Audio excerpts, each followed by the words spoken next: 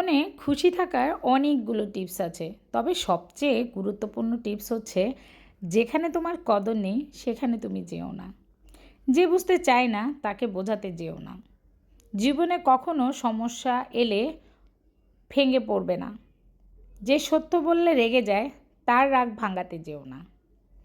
যে তোমার চোখের নিচে নেমে গিয়েছে তাকে কখনো উপরে তোলার চেষ্টা করো না।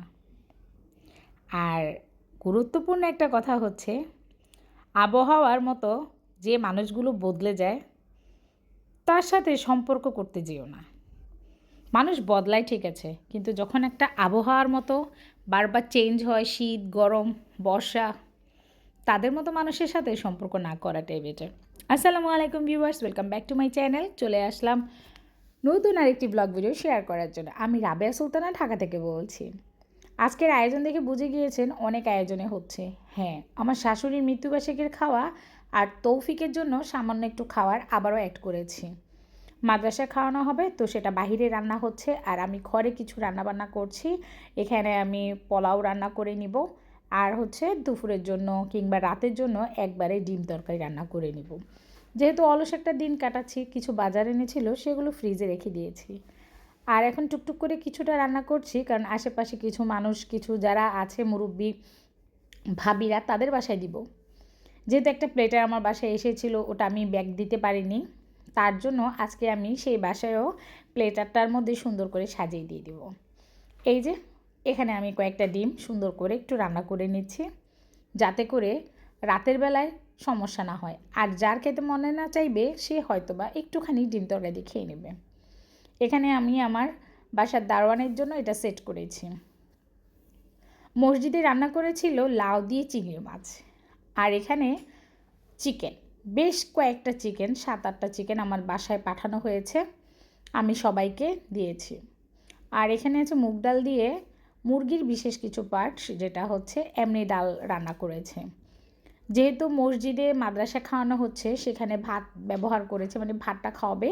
আর আমি বাসায় পোলাও রান্না করেছি। আমি আসলে দারোয়ানের জন্য ভাতও রান্না করেছি, ওনাদের জন্য ভাত দিয়েছি। কিছু কিছু আরেকটা দারোয়ান ছিল, ওনাকে আমি রাতের বেলা পোলাও দিয়েছিলাম। এটা আমার হেল্পিং হ্যান্ডের, এটা আমার আরেকটা হেল্পিং হ্যান্ডের। এরকম করে আমি বড় বড় বলের মধ্যে করে কিংবা বড় 2 কেজির বাটির মধ্যে সুন্দর সুন্দর করে আর কি সেট করে দিয়েছি। খাবারটা আপনাদের সাথে শেয়ার করলাম। আসলে এভাবেই কিন্তু প্রতি বছর আমার 2টা অ্যারেঞ্জমেন্ট করা হয়।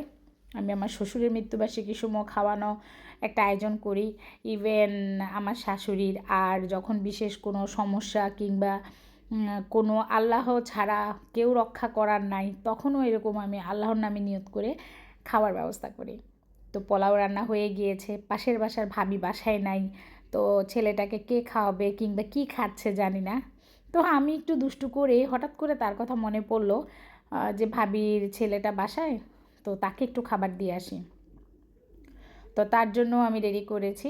আর উপরের তলায় যে এখান থেকে মানে আমার হাজব্যান্ডের রিলেটিভের বাসা থেকে আমার জন্য প্লেটারটা এসেছিলো, তো আজকে তাদেরকেও আমি একটু রাইস দিব, চিকেন রোস্ট দিব, আর যে তরকারিগুলো ছিল সব কিছু একটু একটু করে দিব। মূলত আমি যে বাসাটায় থাকি এখানে হচ্ছে অনেক মেম্বার্স যারা আমার হাজব্যান্ডের রিলেটিভ কিংবা ফ্রেন্ডের বোন হয়, এরকমই। তো আমি আসলে বের হলেও যদি আমি প্রতিদিন একজনের বাসা করেও যাই, আমার কিন্তু 10 দিন 12 দিন কেটে যাবে, কারণ এখানে সব আমাদের পরিচিত আত্মীয় স্বজন। তা আমি প্লেটটা সাজিয়ে নিচ্ছি, একদম গরম গরম ধোয়া ওঠায়। কে কে আছেন আমার সাথে বলেন তো? অলস একটা দিন যাপন করছি, বাহির থেকে যেহেতু রান্না এসেছে একটু অলসভাবেই কিন্তু ছিলাম। জাস্ট আমি একটু রাইস রান্না করেই হচ্ছে সুন্দর করে গরম গরম করে সার্ভ করে নিচ্ছিলাম। আসলে এই মিলাদের দিনগুলো আমার কাছে খুব বেশি ভালো লাগে। অনেক আয়োজন, আমি মসজিদের ভিডিওটা ইচ্ছা করেই দেইনি, অনেকে বলবে লোক দেখানোর জন্য, আসলে তা না, আমি জাস্ট আমার বাসার অ্যারেঞ্জটাই দেখিয়েছি। তো আমি আমার মন মতো করে এই যে ওনার প্লেটারটা সাজিয়েছি। আমার কাছে ফয়েল পেপার ছিল না, থাকলে আমি আরও অনেক সুন্দর করে সাজিয়ে নিতাম। তবে আমার না সব কিছু সাজানোর সময় হঠাৎ মনে পড়ে গেল আমি তো ডিমই দিইনি। আর শীতকালে যদি একটু গরম গরম খাবার তৈরি করে সাথে সাথে দেওয়া যায়, সেটা কিন্তু অনেক মজার হয়।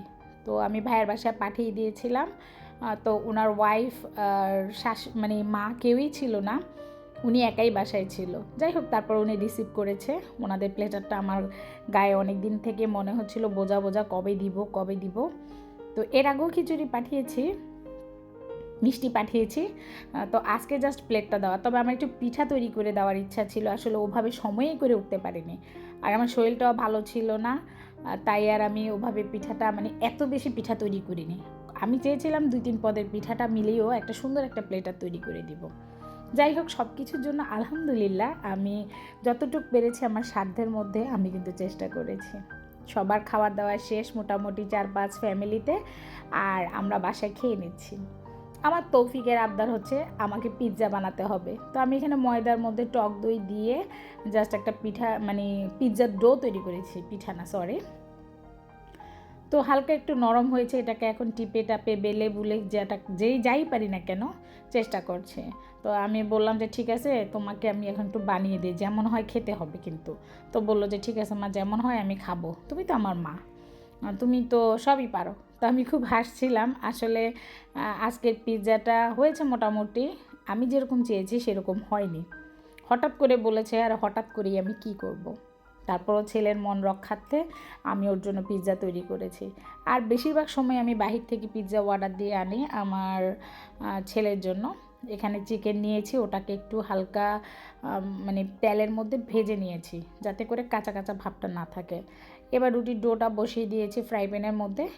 এই যে কুচি কুচি করে একটু কাঁটা চামচ দিয়ে চেপে দিচ্ছি যাতে করে ভেতরের দিকটা হয়ে যায়, এবং উল্টিয়ে দিব। তারপরে আমার মেন যা যা ইনগ্রিডিয়েন্ট দেওয়ার সব দিয়ে দিব। ভিউয়ার্স, যারা আমার বন্ধু আছেন তারা অবশ্যই ফুল ওয়াচ করবেন, সাপোর্ট করবেন। আপনাদের সাপোর্ট ছাড়া কিন্তু এগিয়ে যেতে পারবো না। অনেকে এত বড় বড় ভিডিও দেয়, মনিটাইজ চ্যানেল, একবার যদি ঢুকে যায় তাহলে কিন্তু আর বের হতে পারে না। অনেক সময় সমস্যা হয়ে যায়, কিছু কিছু আপু 20 মিনিটের ভিডিও দিয়ে বসে থাকেন, 16, 17, 18 মিনিটের।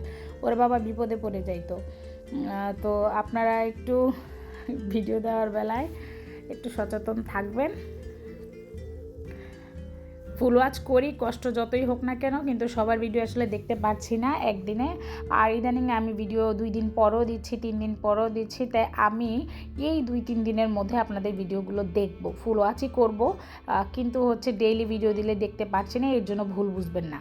আমি হয়তো যে 2 দিন আমি ভিডিও দেই না, ওই 2 দিনের মধ্যে সবার ভিডিও দেখে কমপ্লিট করার চেষ্টা করি। তো আপনারা ক্ষমা সৌন্দর্য দৃষ্টিতে দেখবেন, বোঝার চেষ্টা করবেন। আর যারা মনি চ্যানেল আছে তো আছে, জানি বুঝছে। আপনারা কি করবেন, আমরা সবাই সবার ভিডিও ফুল ওয়াচ করব এবং অ্যাড আসলে আমরা দেখব, এনশিওর করব। তাহলেই কিন্তু আমরা একে অপরের হেল্প করতে পারবো। তো ভিউয়ার্স দেখেন, অলরেডি চিকেন দিয়ে দিয়েছি, এখানে ক্যাপসিকাম দিয়েছি, পেঁয়াজ দিয়েছি, একটু ধনেপাতা দিয়েছিলাম, গাজর স্লাইস করে দিয়েছি। ওকে খুশি করার জন্য আমি কত অ্যারেঞ্জ করেছি। ও বলল যে না, গাজর এখন খাবো না, দেওয়ার পরে বলতেছে। তো আমি তাড়াতাড়ি স্কিপ করে ফেলেছি, আর দেইনি। আর আমার কাছে একটু মেয়োনিজ ছিল, যেটা আমি গ্রেটারের মাধ্যমে খুব সুন্দর করে সেট করেছি, আর উপর দিয়ে একটু ডিম দিয়ে দিয়েছিলাম। আসলে কেউ পিৎজাতে ডিম দেয় না, আমি একমাত্র ব্যক্তি মনে হয় আমি পিৎজাতে ডিম দিই। যাই হোক, খুব সুন্দর করে আমি কিন্তু সেট করেছি। এখন উল্টে পাল্টিয়ে নিলে আর একটু হিটে রাখলেই হয়ে যাবে, যেহেতু রুটিটা আগের থেকেই হয়ে গিয়েছে। ভিউয়ার্স, আমার কথা এবং কোনো কিছুতে যদি আপনাদের খারাপ লাগে অবশ্যই স্কিপ করবেন, ক্ষমা সৌন্দর্য দৃষ্টিতে দেখবেন, আমার সাথেই থাকবেন, আমাকে সাপোর্ট করবেন। আজ এখানে বিদায় নিচ্ছি, সবাই ভালো থাকবেন, সুস্থ থাকবেন, আল্লাহ হাফেজ।